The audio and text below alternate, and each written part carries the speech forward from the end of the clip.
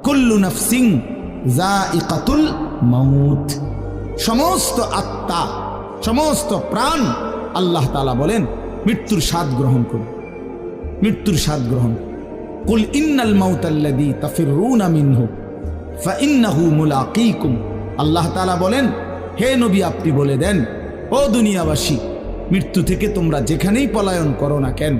মৃত্যু তোমাদের সাথে সেখানে গিয়েই নিজেই মোলাকাত করো, সাক্ষাৎ করো। তুমি ডাকতে হবে না, মৃত্যু নিজেই আসবে, মৃত্যু নিজেই আসবে। আইনামা তাকুনু ইউদরিকুমুল মাউতু ওয়ালাউ কুনতুম ফি বুরুজিন মুশাইয়াদা, আল্লাহ বলে তুমি যদি এমন একটা বিল্ডিং বানাও, ঘর বানাও, যে ঘরটা অনেক উঁচা, যে ঘরটার উপর দিয়া কেউ ভিতরে ঢুকতে পারবে না,